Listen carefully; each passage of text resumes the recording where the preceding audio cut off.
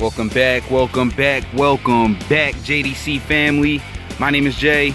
This is my Diecast Creations channel, and welcome to week 2 of the JDC Outlaw Series. Week 1 was a mix-up. We're gonna scramble it again for week 2, starting off a brand new bracket. Everybody keeps their points from last week. Rapid Nismo is the points leader coming into week 2 in that Volvo 850 wagon. Let's see if he can keep it. We got a lot of cars to get through today, so we're gonna roll, baby. We're gonna roll. In the left lane, we got Bruce Zolo in that 67 Mustang GT. In the right lane, Superbird Diecast driving the Superbird. The right lane is always red. The left lane comes out to a small lead over that green Superbird, and he keeps it rolling. He keeps it rolling. Pulls out to a 1 car length lead over that Plymouth, and they're up to top speed. They are both rolling. They are both rolling, approaching halfway mark on the track. This is a crucial round, and Bruce knows it because last week he did not get it done. He did not get it done, but it's happening today. That purple car in the purple lane is synced up and hitting all his marks. Coming down to the final straight. Is Superbird gonna have enough to bring it back? I don't think so, because Bruce is at the line, even though the power kicks in on that long bird.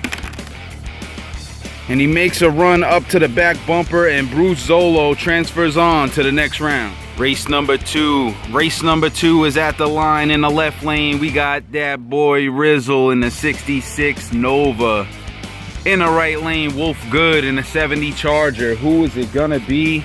That Hot Wheels Flame Series Nova did not get it done last week, and I know that thing's fast, so we're gonna see if he's figured out the kinks and got that thing rolling. But Wolf Good comes out with the power down, and takes a 1 car length lead early here. Both of these cars miss a shift, and the right lane takes off. The right lane takes off and pulls a 2 car length gap over that 66 Flamin' Nova. I hope that he can get this thing figured out, or he's done. He's done. Even though there's gonna be 2 more weeks after this, going 0-0 is a huge deficit. Huge deficit right out of the gate. He closes the gap to 3 car lanes coming down to the final straight. Can he get it done? I don't know if he's gonna have time. I don't know if he's gonna have time, even though he's slowly closing that gap. He's got the edge over Wolfgood, but he's running out of time. He's gonna have to make this happen here. Does he hit the NOS? Does the nitrous kick in? No, it does not. He comes up to the door, and Wolfgood takes off, transferring on to the next round. Race number 3 is at the line. In the left lane, we got Road Warrior John. He was the runner-up last week in that 55 Chevy. In the right lane, Asco in the Plymouth Barracuda. Who's it gonna be? Who is it gonna be? Asco carried 3 points into this round, while John is sitting on 13, I believe, with the bonus point for making it to the finals. The left lane comes out to a lead. He's got a 1 car gap over Asco, and they're both having problems. They are both having technical issues here, whether they're spinning the tires or missing shifts or misfiring. I don't know, but Asco pulls up to the back bumper of that 55 of Road Warrior John. He said, "I'm no slouch here, man. I was a big threat in the test tournament, and I'm here to say that I'm here to stay." And Asco is getting it done. He comes around the right side of Road Warrior John and takes a 1 car length lead here. Coming down towards the final straight, John pulls back up to the bumper. This is a good race, folks. This is a good race, and John is gonna come back around and take the lead. Looking at the finish line, who is gonna move on? They're both rolling at the same clip. It comes down to the line. Can Asco come around on the right side? Does he have the power? Yes, he does. He comes around, eliminating John in this round and moving on to the next round. Race number 4 is at the line in the left lane in that Hemi Cuda. We got DT99 Race, the favorite of Outlaw Speed Shop to win the whole tournament. We shall see. In the right lane, Eddie from Simple Customs in the Shelby Daytona Coupe. Who is it gonna be, folks? Who is it gonna be? And Eddie gets the better of DT99 Race out of the gate. They both get a good start though. Rolling a 2 and a 3 there. But that right lane is taking off. That Shelby Daytona Coupe is hooking up. DT99 Race looked real strong in last week, but it's not looking good right now. I don't know what's going on with that Hemi. He's got some electrical issues. He needs to figure it out real quick, real quick. Turn that AC off, turn that heat up, cool down that motor, baby. He's having an issue. He is having an issue. He's keeping pace with Eddie from Simple Customs, and he starts to close. He starts to close the gap. He comes down to 1 car length as we look down that final straight with the finish line in sight. Can DT99 Race come back from this deficit? And it's not looking good because Eddie puts the power down and pulls another 2 car lengths. Who is it gonna be, folks? Eddie's at the line, locking out DT99 Race and moving on to the next round. We got a family of Porsches that have grouped up here and are pulling up to the line. In the left lane, we got King Nut diecast cars in the Porsche 918 Spider Red Edition. In the right lane, Andrew Black in the Porsche 911 GT1. Both of these cars are hungry for some points here, and we're gonna see who's gonna take the initial 3 points of week 2 and move on to the next round. King Nut takes a small lead, leading by a half a car length here, but Andrew Black is not having it. He says, I am no slouch, you're not gonna sleep on me, and I'm coming. I am coming in hot. And King Nut goes down to a 1 car length deficit here early, and they're both up to speed. They are both up to speed. They put the hammer down in those rear engine, rear wheel drive vehicles from Europe. Andrew pulls out to a 2 car length lead here, and it's not looking good for King Nut. He is running out of time. Is he gonna be able to come back? He needs Andrew to have major problems here. He needs Andrew to have major problems here, and it's not over yet.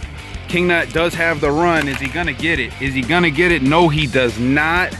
That right lane crosses the line and advances on. Next up, we got a special one here. In the left lane, the Porsche connoisseur of Maple Leaf Customs, driving that Porsche 935. In the right lane, we got a Volkswagen Fanatic in Alex Graf Wolfsburg collection. Alex in the right lane, Andrew in the left lane. Who's it gonna be?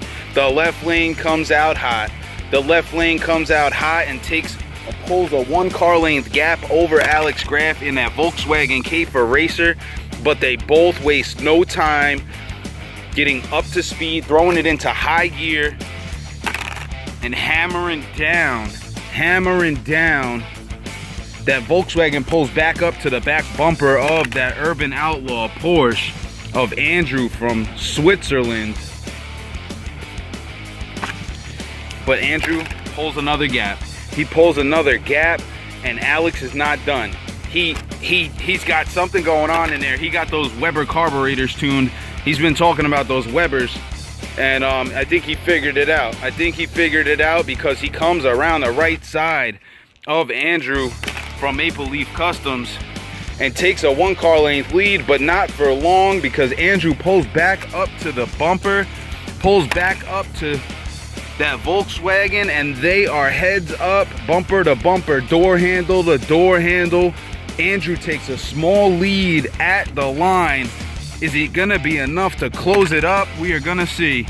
The right lane rolls the higher number, coming around the left side and moving on to the next round. The getting is getting good, folks. In the left lane, we got Scott Harvey in the 90 Acura NSX. And in the right lane, Kingman Highborn in that 69 Mercury Cougar Eliminator. They both come out hot. They both hook up. They figured out whatever issues they had with these cars. I believe the Acura needed a new motor. After last week, they had catastrophic failures. It was not looking good. It was not looking good. But was it enough? Was it enough? Because Kingman Highborn puts the pedal to the metal and takes off on this Acura. He pulls a 2 car length gap here, just past halfway. But is it going to be enough? Because the Acura starts to catch traction and brings it back down to a 1 car length gap.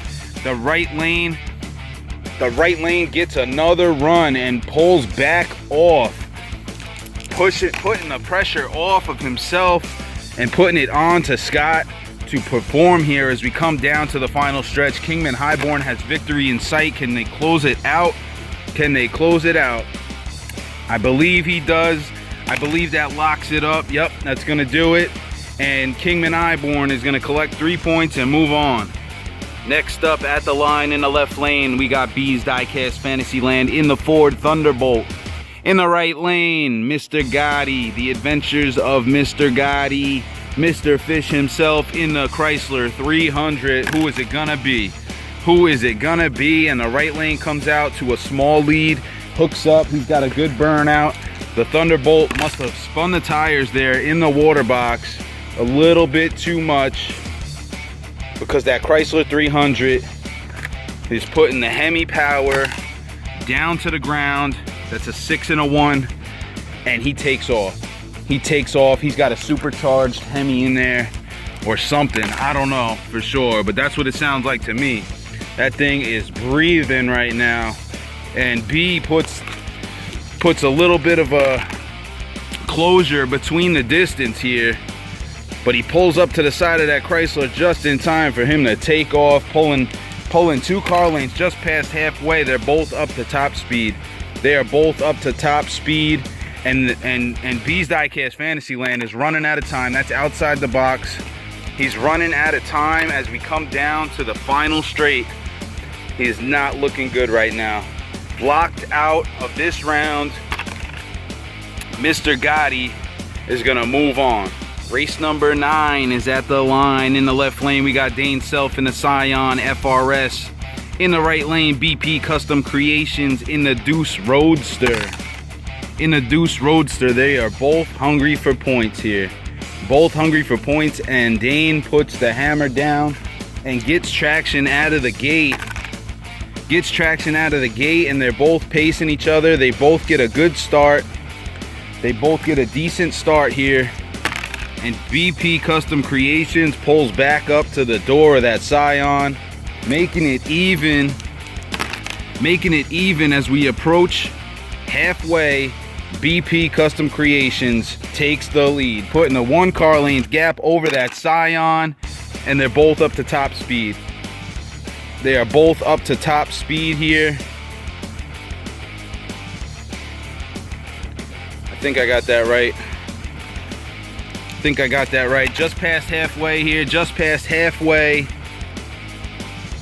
BP takes off, pulling a 3 car length gap and leaving Dane in the dust.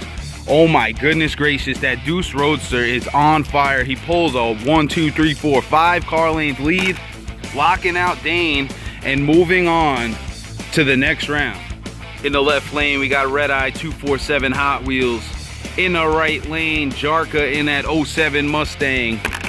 We got a Willys versus a Mustang here. Willys versus a Mustang, and they both spin the tires. They both spin the tires. The burnouts did not work. And the Willys takes the lead. Red Eye 247 takes the lead over Jarka in that 07 Mustang, and they're both up to top speed, rolling right now just past the quarter mark. They are both up to top speed. This is a good race. They both hit the nitrous early, and it's working for them. And Jarka misses a shift. And Red Eye 247 takes the lead by 2. and it's not looking good for Jarka. He's got to make something happen here and hope that Red Eye makes a mistake, and he does, but I don't know if it's going to be enough. I don't know if it's going to be enough. Red Eye needs to roll a 5 or a 6. I mean, Jarka needs to roll a 5 or a 6 here, and it does not happen. It does not happen. He pulls up to the door just as Red Eye coasts across the line, moving on to the next round. Next up, in the left lane, we got Mid-Island Custom Diecast, and in the right lane, DKS Creates. We got a 3rd Gen Camaro versus Subaru 22B, and that Subaru has been good off the start, but that IROC hooks up and matches him in the all-wheel drive. I don't know if he put a different gear in this car or what, but it's looking like it because the Subaru starts to pull. The Subaru starts to pull. Let's hope that that's not the case for Evan in that left lane.